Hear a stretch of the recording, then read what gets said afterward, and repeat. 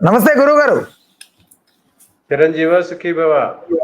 కాదు, గత కొద్ది కాలంగా జగన్మోహన్ రెడ్డి గారికి సంబంధించి వార్తలు ఫుల్ వైరల్ గా మారుతా ఉన్నాయి. ఆయన అరెస్ట్ కాబోతున్నట్లుగా, ఆయనకి సంబంధించినటువంటి వ్యక్తులు లిక్కర్ స్కామ్ లో ఇన్వాల్వ్ అయ్యారని, కోర్టులు చుట్టూ తిరిగినా కూడా ఫలితాలు రావట్లేదని, నెక్స్ట్ జగన్మోహన్ రెడ్డి గారే అన్నట్లుగా కొన్ని వార్తలు వస్తున్నాయి. అయితే ఇక్కడ నాకు కొన్ని అంటే ప్రజల్లో ఉన్న questions at the same time అందరికి తెలియాల్సిన ఆన్సర్స్ కి సంబంధించి అయితే నేను కొన్ని అనుకున్నాను. దానికి సంబంధించి మిమ్మల్ని అడిగే ప్రయత్నం చేస్తాను. జ్యోతిష్య పరంగా లిక్కర్ స్కామ్ కేసులో జగన్మోహన్ రెడ్డి గారు అరెస్ట్ అయ్యే అవకాశాలు ఉన్నాయా? జ్యోతిషపరంగా ప్రస్తుతం జగన్మోహన్ రెడ్డి గారికి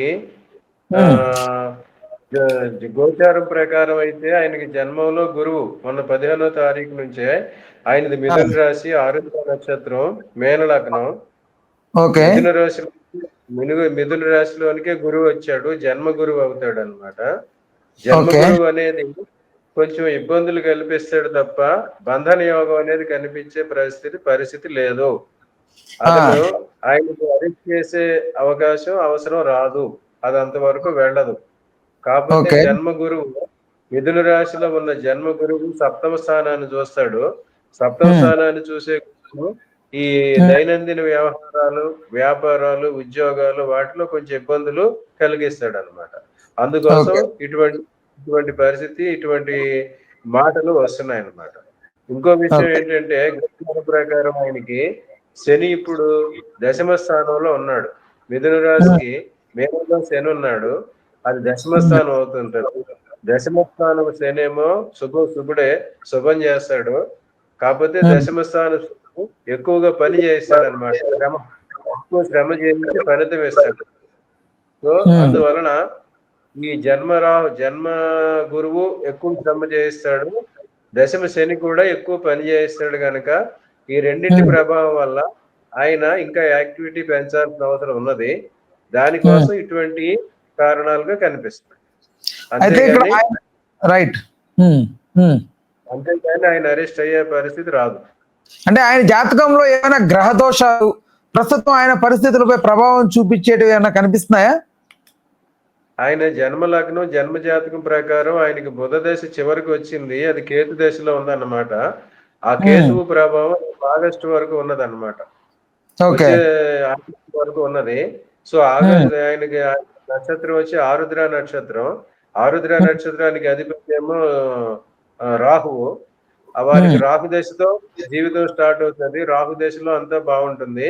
అయితే కేతు దశలో కొంచెం ఇబ్బందులు వస్తుంటాయి, లేదా కేతువు వచ్చిన అంతర్దశలో కూడా ఇటువంటి ఇబ్బందులు వస్తూ ఉంటాయి. కనుక ఇటువంటి ప్రచారాలు అటువంటివి జరుగుతున్నాయి, కానీ అది యాక్చువల్గా కాదు. ఇప్పుడు రేపు జూన్ 15వ తారీఖున మళ్ళీ రాహుకేతువులు స్థానాలు మారుతున్నారు అన్నమాట. రాహు వచ్చి ఆయనకి 9వ స్థానంలోకి వస్తాడు, భాగ్యరాహు అవుతాడు. కేతు వచ్చేసరికి ఏమో యువతులకు వస్తాడు అనమాట, సింహకేతు అవుతాడు అనమాట. సింహకేతు 3వ స్థానం, రాశ్యాత్తు 3వ స్థానంలోకి వస్తాడు అనమాట. అప్పుడు ఆయనకు రాహుకేతువుల అనుకూలత కూడా పెరుగుతుంది, శని అనుకూలత కూడా ఉన్నది. ఈ గురువు మాత్రం జన్మలో గురువు మాత్రం ఎక్కువ శ్రమ చేస్తాడు. కనుక ఆయన ఇంకొంచెం ఎక్కువగా పాదయాత్రలు చేయటం, ప్రజల్లోకి రావడం కానీ, ఎక్కువగా యాక్టివిటీ పెరగడం కానీ జరుగుతుంది. రైట్. అయితే ఆయన రాజకీయ భవిష్యత్తు మరియు కెరీర్ గురించి జ్యోతిష్యం ఏం చెప్తోంది? ఆయన రాజకీయ భవిష్యత్తు బుధ దశలో స్టార్ట్ అయింది. బుధ దశలో 7 సంవత్సరాల బుధ దశలో ఆయనకేమో బుధుడు 70% అనుకూలం అన్నమాట. అంటే 17 సంవత్సరాలు 14 సంవత్సరాలు బుధుడు అనుకూలంగా ఉంటాడు. ఆయన 9 పాదయాత్ర చేయడం జరిగింది, 5 సంవత్సరాలు అధికారంలోకి వచ్చి చీఫ్ మినిస్టర్ అవడం కూడా జరిగిందండి. ఆ బుధ దశ చివరికి వచ్చింది. చివరికి వచ్చినప్పుడు వల్ల ఇటువంటి పరిస్థితులు ఉత్పన్నమయ్యాయి. ఈ బుధ దశ అయిపోయిన తర్వాత మళ్ళీ కేతు దశ వస్తుంది. కేతు దశ వచ్చేసరికి మిక్స్డ్ గా ఉండే పరిస్థితులు కనిపిస్తున్నాయి అన్నమాట.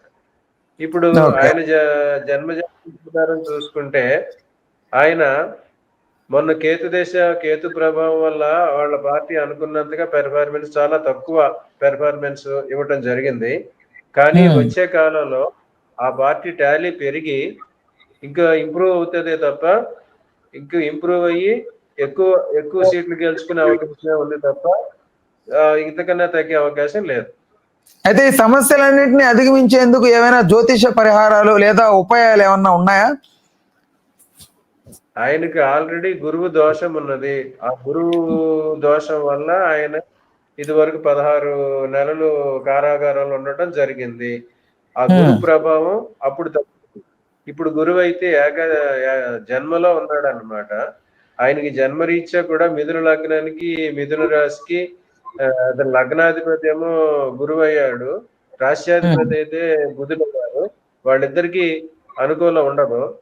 సో ఫైనాన్షియల్ అటువంటికి సంబంధించి ఇర్రెగ్యులారిటీస్ కానీ అవకతవకలు కానీ జరగడానికి కారకుడు బుధుడైతే దానికి శిక్షించేవాడు గురువు అన్నమాట. ఆ రకంగా ఈ బుధుడేమో ఈ చార్టర్డ్ అకౌంటెన్సీ, ఇన్కమ్ ట్యాక్స్ ఇటువంటి వాటికి సంబంధించిన పోర్ట్ఫోలియో చూస్తాడు. బుధుడు అనుకూలంగా ఉన్న వాళ్ళకి అవి అనుకూలంగా ఉంటాయి. బుధుడు తప్పులు అనుకూలంగా లేని వాళ్ళు ఈ రకమైన ఇర్రెగ్యులారిటీస్ లో పడే అవకాశం ఉంటది. అటువంటి అవకతవకలు, ఆర్థికమైన అవకతవకల్ని శిక్షించేవాడు మళ్ళీ గురువు అన్నమాట. సో ఆయనకి లగ్నాధిపతి ఏమో రాష్ట్రాధిపతి బుధుడు అయ్యారు కనుక వాళ్ళు ఒకళ్ళనొకళ్ళని కరెక్ట్ చేసుకుంటా ఉంటారు. ఆ రకంగా బుధుడు చేసిన తప్పిదాలను గురువు ఒకసారి శిక్షించి వదిలేశాడు. ఇంకా మళ్ళీ ఒకే తప్పు 2 సార్లు శిక్షించడం అనేది జరగదు. అందువల్ల ఆయనకి మళ్ళీ జైలుకి వెళ్ళే అవకాశం అనేది లేదు. రైట్. అయితే అరెస్ట్ జరిగితే ఒకవేళ అదే ఆయన రాజకీయ పార్టీపై మరియు అనుచరులపై ఎలాంటి ప్రభావం చూపించే అవకాశాలు ఉన్నాయా? ఆయన అరెస్ట్ కాకపోవచ్చు కానీ వారి సమీప మిత్రులు కానీ వేరే బంధువులు కానీ అరెస్ట్ అయ్యే అవకాశం మాత్రం ఉంది. ఎందుకంటే కుటుంబ పరంగాను చాలా క్లోజ్ అసోసియేట్స్ దీనిలో ఇన్వాల్వ్ అయి ఉన్నారు. ఇప్పుడు వచ్చేసరికి ఏమో దీనికి ఆయన రాష్ట్రాత్తు 4వ స్థానంలో కేతు ఉన్నాడు, 3వ స్థానంలోకి వస్తున్నాడు అనమాట. రేపు ఆ 3వ స్థానంలోకి ఏం జరుగుతుందంటే అది బాల్యమిత్రులు, కుటుంబ సభ్యులకు సంబంధించిన స్థానం అన్నమాట. సో వాళ్ళలో ఎవరికైనా కొంచెం ఇబ్బందులు కలిగే పరిస్థితులు ఉండి వాళ్ళు ఎవరైనా అరెస్ట్ అయ్యే అవకాశం ఉంటుంది, కానీ ఈయనకి అంత ప్రమాదం వచ్చే అవకాశం లేదు. రైట్. అయితే ఆయన జాతకంలో ఆయనను కాపాడగల రక్షణాత్మక గ్రహాలు ఏవైనా ఉన్నాయా ఆయనకు అనుకూలంగా ఉన్నది? ఆయనకి అనుకూలం రాహువు, ఆయన నక్షత్రాధిపతి రాహువు, శని అనుకూలం. రాహువుల కలయిక మీనరాశిలోనే ఉన్నది. అందువల్ల ఇటువంటి విపరీతమైన పరిస్థితులు వచ్చేట్టు కనిపిస్తున్నాయి. రేపు జూన్ అయిన తర్వాత రాహువు మళ్ళీ కుంభంలోకి వచ్చాడు. కుంభంలోకి వచ్చి శని రాహు తర్వాత దశమ శనిగా మీనంలో ఉన్న శని ఆయనకి మంచి అవకాశాలను ఇస్తాడు. ఆయన ఎక్కువ ఈ రాహు నక్షత్రంలో పుట్టారు కనుక రాహువుకు సంబంధించిన పరిహారాలు చేసుకుంటే ఆయనకి అనుకూలంగా ఉంటుంది. అయితే ఈ కష్టాలన్నీ అధిగమించేందుకు ఆయన తీసుకోవాల్సిన జాగ్రత్తలు, చర్యలు ఏమైనా ఉన్నాయా? ఆయన ఆల్రెడీ చాలా చర్యలు తీసుకున్నారు, చాలా కష్టాలు అధిగమించారు. ఇంతకు మించిన కష్టాలు లేవు. ఎవరికి ఆ వయసులో రాని ఛాలెంజింగ్ క్వశ్చన్స్ ని ఆయన ఎన్కౌంటర్ చేసి వాటిని అధిగమించి వాటిని దాటుకుని వచ్చారు. ఇప్పుడు ఏంటంటే ఆయనకు కావాల్సిన రాజకీయ పరిణతి, రాజకీయంగా ఆ పార్టీని బిల్డప్ చేసుకుంటాం, తనకంటూ ఉన్న స్థానాన్ని ఇంకా ఇంప్రూవ్ చేసుకోవడం అనే ప్రయత్నం చేయాలి. ఆ ప్రయత్నంలో భాగంగా దశమంలో ఉన్న శని వచ్చే 2.5 సంవత్సరాలు ఆయనకు మంచి అవకాశం ఇస్తాడు. సో ఆ శని ప్రభావాన్ని ఉపయోగించుకుని మళ్ళీ ప్రజల్లోకి కాంటాక్ట్ లోకి వెళ్ళడానికి ట్రై చేస్తే ఆయనకి మంచి జరుగుతుంది. రైట్. అయితే ప్రస్తుతం ఆయన ఎదుర్కొంటున్న ముఖ్యమైన జ్యోతిష అడ్డంకులు లేదా సవాళ్ళు ఏమైనా ఉన్నాయా? ఆయనకి జన్మ గురువే ఇప్పుడు దోషకారిగా ఉన్నాడు. ఇంతకుముందు కూడా ఆయనకి జన్మ జాతకం ప్రకారం కూడా గురువే దోషంలో ఉన్నాడు కనుక ఆ జన్మ గురువు మళ్ళీ ఇబ్బందులు కలిగిస్తున్నాడు కనుక ఆ జన్మ గురువుకి సంబంధించిన పరిహారాలు చేసుకుంటే మంచిది. Okay, right. ఓకే గురువు గారు, thank you so much. So మీ విలువైన సమయాన్ని మాకు అందించినందుకు. రైట్ వ్యూవర్స్ అందరూ సో చూశారు కదా, జగన్మోహన్ రెడ్డి గారికి సంబంధించి అనేక ప్రశ్నలు అందరూ మీ మధ్యలో ఉన్నాయి. అవన్నీ ఈ రోజు జ్యోతిష పరంగా క్లియర్ చేశామని అనుకుంటున్నాము. అయితే గురువు గారు, ఇప్పుడు చాలా మందికి జ్యోతిష పరంగా చెప్పించుకోవాలి, జ్యోతిష్యం వాళ్ళ జాతకరీత్యా ఎలా ఏంటి అనేది తెలుసుకోవడం కోసం కొంతమంది కాంటాక్ట్ అవుతూ ఉంటారు. వాళ్ళకి ఎలా కాంటాక్ట్ అవ్వాలి ఏంటి చెప్తారా? మీరు ఇచ్చిన ఫోన్ నెంబర్ కి వారు కాంటాక్ట్ చేస్తే వారిని నాకు డైరెక్ట్ చేయొచ్చు మీరు. అట్లాగే పవిత్రపురంలో నేను ఒక జ్యోతిష కేంద్రాన్ని నడిపిస్తున్నాను, ఆస్ట్రాలజీ కోచింగ్ సెంటర్ అని. అక్కడికి అది హోటల్ ఎస్వైన్ గ్రాండ్ ప్రెమిసెస్ 3rd ఫ్లోర్ లో నడుస్తుంది. అక్కడ వచ్చి నన్ను కలవాలనుకున్న వారు అక్కడ రావచ్చు. ముందుగా అపాయింట్మెంట్, ఫోన్ లో అపాయింట్మెంట్ కూడా తీసుకోవచ్చు.